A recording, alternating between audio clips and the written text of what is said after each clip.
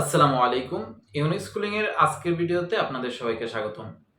আজকে আমরা সাম of products বা এসওপি সম্পর্কে আলোচনা করার চেষ্টা করব। তো এই যে সাম অফ প্রোডাক্ট অর্থাৎ প্রোডাক্ট গুলোর সাম আকারে লিখব। একটু আগে কিন্তু আমরা শিখছিলাম বা লাস্ট ভিডিওতে আমরা শিখছিলাম মিন টার্মকে আমরা বলছিলাম প্রোডাক্ট টার্ম, অর্থাৎ আমি সাম অফ প্রোডাক্ট কে চাইলে বলতে পারি সাম অফ মিন টার্ম, তাই না? তাহলে একটু আগে তো আমরা ওইখান থেকে এখন সব মিন টার্মকে কি আমরা সাম করে দেব না, এই ক্ষেত্রে যেই মিন টার্ম গুলা একমাত্র আমরা পাবো আউটপুট 1 এর জন্য, অর্থাৎ 1 এর জন্য যে মিন টার্ম গুলা পাবো তাদেরকে আমরা কি করব, সাম করব। ঠিক আছে, তাহলে এই হচ্ছে আমাদের মূলত পক্ষে সাম অফ প্রোডাক্টের মূল কথাটা। আমরা এক্সাম্পলের মাধ্যমে জিনিসটা ডিটেইলসে বোঝার চেষ্টা করব। তো এই জিনিসটাকে মূলত পক্ষে এইভাবে রিপ্রেজেন্ট করা হয় সামেশন অফ এম আই, অর্থাৎ এম দিয়ে বোঝাচ্ছে মিন টার্ম আর আই দিয়ে বোঝাচ্ছে যত নম্বর সারিতে আছে আর কি মিন টার্মটা।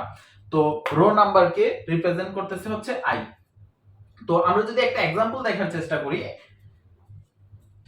তো এক্সাম্পলটাতে এখানে বলছে express f equals to a plus b prime c in sum of products or min terms, অর্থাৎ এইখানে যে f equals to a plus b prime c অর্থাৎ একটা বুলিয়ান এক্সপ্রেশন দেওয়া আছে, এটাকে আমরা সাম অফ প্রোডাক্ট বা সাম অফ মিন টার্মে আমরা কি করব, রিপ্রেজেন্ট করব।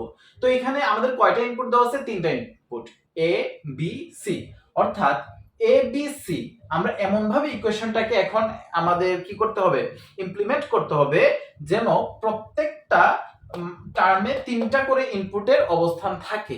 ঠিক আছে, তো আমরা যদি জিনিসটাকে এখানে লিখি, আমাদের f সমান কি দেওয়া আছে, a plus b prime c। এখন এর সাথে তো bc নাই, b প্রাইম c এর সাথে আবার a নাই, তাহলে জিনিসগুলোকে এমন ভাবে লিখতে হবে যেন প্রত্যেকটার সাথে abc abc abc এইভাবে থাকে এবং তারা সাম আকারে থাকবে। ওকে, তো এই জিনিসটা আমরা কিভাবে আনতে পারি, ফার্স্টে যদি আমরা a এর সাথে একটা b প্লাস b প্রাইম আনি, কোনো অসুবিধা আছে? কোনো অসুবিধা নাই, কারণ আমরা কি জানি b plus b prime equals to 1। আর b প্রাইম c এর সাথে যদি আমরা একটা a প্লাস a প্রাইম আনি তাহলে ওই ক্ষেত্রে কোনো অসুবিধা নাই। এগুলো কেন করলাম, কারণ দেখেন আমি কিন্তু b প্লাস b প্রাইম করার পর যদি আমরা গুণ করি তাহলে কি হবে, ab প্লাস ab প্রাইম। তো আর এখানে b প্রাইম c এর সাথে a প্লাস a প্রাইম করলে কি হবে, এখানে a চলে আসতেছে, তাহলে এই পাশটা কিন্তু কমপ্লিট হয়ে যাচ্ছে, এখানে শুধুমাত্র c এর অভাব থাকবে। এই জিনিসটা আমরা করে ফেলবো এখনই।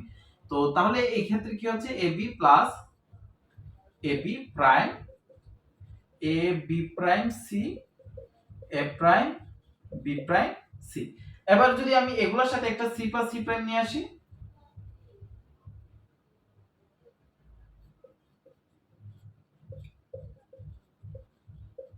c প্লাস c প্রাইম,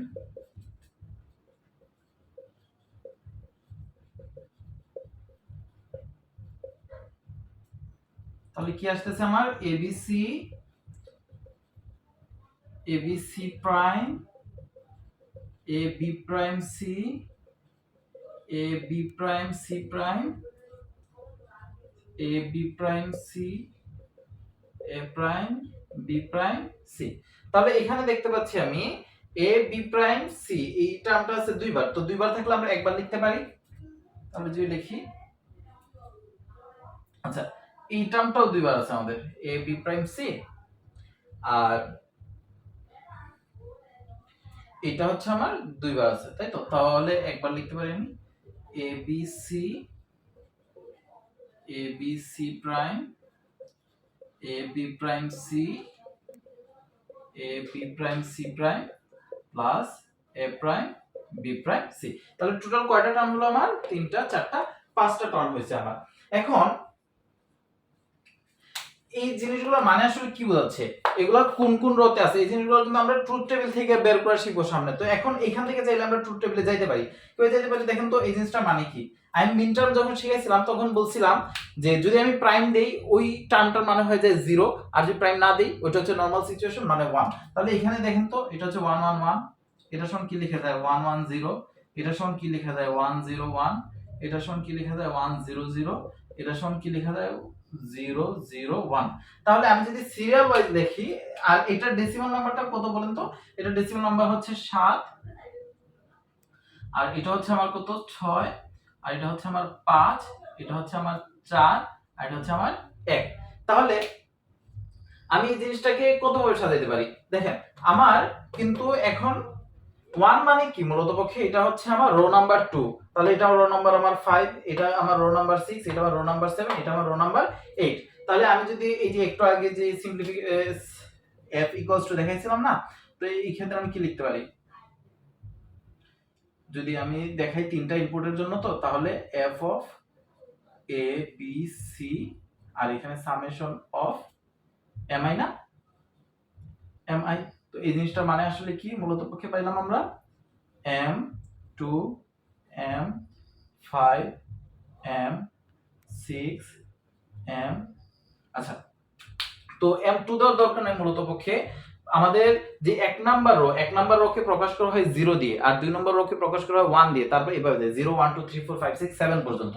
তাহলে আমি একের জন্য লিখব m1 m4 m5 m6 m7।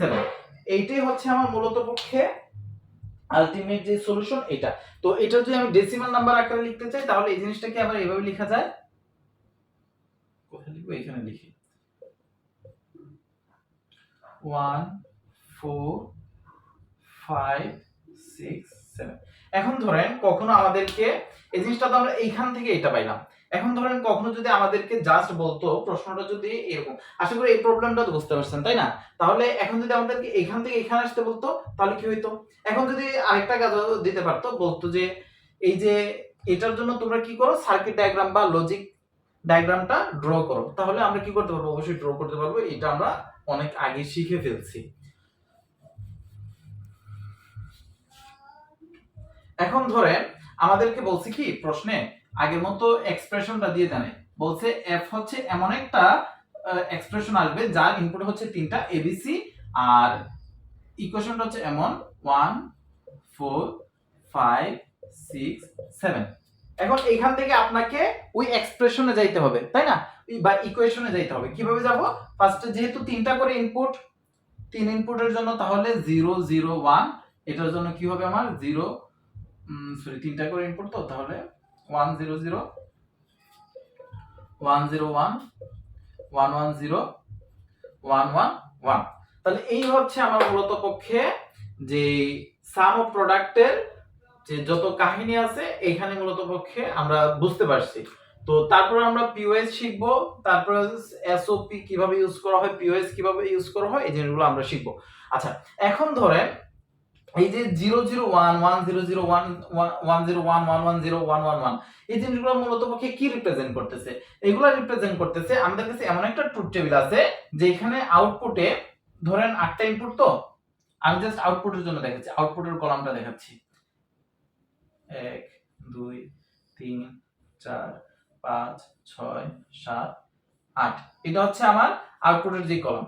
তো এটা হচ্ছে আমার m0 m1 m2 m3 m4 m5 m6 m7, এই হলো আমার 8টা রো। তো m1 মানে বোঝাচ্ছে, বা এই যে 1 মানে কি আমার m1 ছিল, m1 মানে বোঝাচ্ছে এইখানে একটা 1 আছে, m4 মানে বোঝাচ্ছে m4 এ একটা 1 আছে, m5 এ একটা 1 আছে, 16 এ একটা আছে, m7 এ একটা আছে, বাকি সবগুলাতে আউটপুট ছিল আমার কত 0 0 0 ছিল। বোঝা গেছে কিনা? তো আমাদের যদি এইভাবে না দিয়ে যদি একটা ট্রুথ টেবিল দেওয়া থাকতো, ট্রুথ টেবিল থেকে বলতো যে ইকুয়েশনটা কি হবে ওইটা লিখো, তখন আমরা খুব ইজিলি বের করে ফেলতে পারতাম। আমরা জাস্ট 1 এর জন্য মিন টার্মগুলো লিখতাম, তারপর ওদেরকে সাম আকারে দিতাম, তাহলে আমাদের সাম অফ প্রোডাক্ট বা সাম অফ মিন টার্ম চলে আসতো। আর পিওএস এর ক্ষেত্রে কি হবে, পিওএস এর ক্ষেত্রে আমরা দেখবো ডিটেইলসে, তাও আমি একটু বলে দিচ্ছি। পিওএস এর ক্ষেত্রে আমরা জিরোগুলোকে নিয়ে কাজ করতাম, ঠিক আছে? তো এই হচ্ছে মূলত পক্ষে আমাদের এসওপি। আমরা নেক্সট ভিডিওতে ইনশাআল্লাহ পিওএস সম্পর্কে জানার চেষ্টা করব।